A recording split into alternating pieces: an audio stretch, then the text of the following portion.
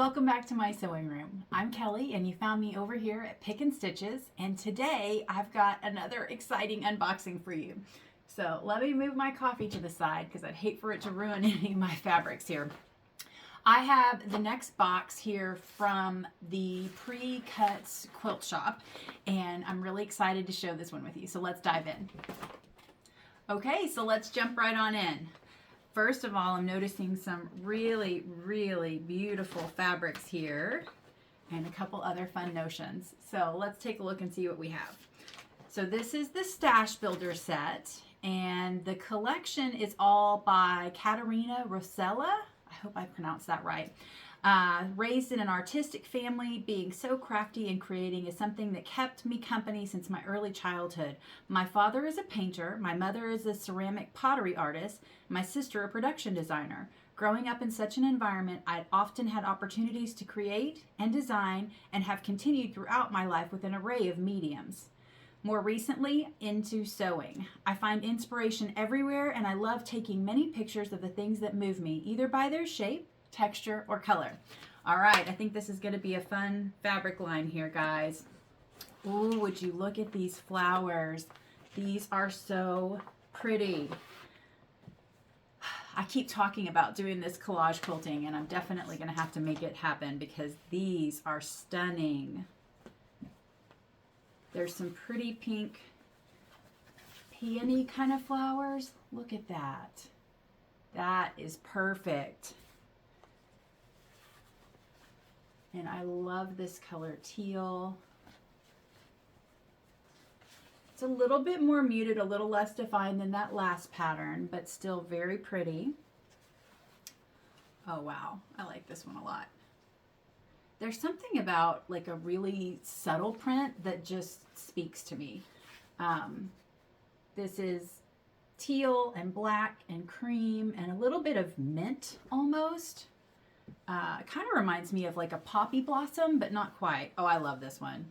I've had a similar print to this maybe earlier this year. I think I maybe have it in a little house quilt that I made, but in a different color. That's a really fun one to use, even in like a more traditional quilt like some of my other blocks. Oh wow, that's really pretty too. It's got burgundy and fuchsia and light pink and teal. Oh yeah, nope, I've definitely had this one. This came, so this is the same art gallery, I guess. We use this in the houses for sure. Yep, this is the one I remember, and I like it. It's an interesting color. Again, part of the reason I really love these subscription boxes is because it pushes me to get outside of my normal wheelhouse, because I am not generally a super pink person, and that is probably not a fabric I ever would have picked up on my own, but I've definitely enjoyed quilting with it, and it's just pushing my boundaries. So, okay, I'm excited to see this one. This one looks like it's going to be a fun one too. So I think, is that the same one as, no, the first one had, so it's the same as this one that was like the teal. So we have it in two prints, the teal and then the blue. But that very, very first one, this one, I don't know why that one is just so super stunning to me, but I really love it. Sorry. You ever get into it, like you just have to keep going back and looking and seeing. All right, sorry. I'll get back on track, I promise. Now these are just some dainty little flowers, a couple different varieties, daisies, almost a little bit more of a busy background if you wanted that to be part of a more traditional block. I think that would work out well, especially if you pulled all those colors through in your other blocks. And then we have this one, which is really a little polka dot. I like that.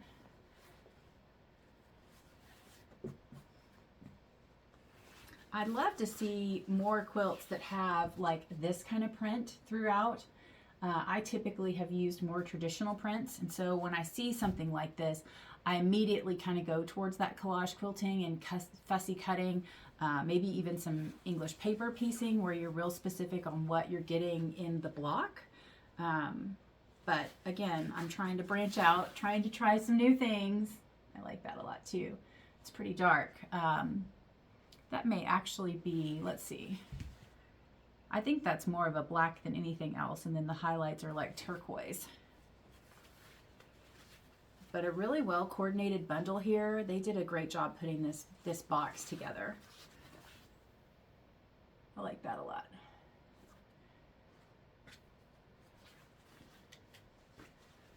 And I've seen this one before.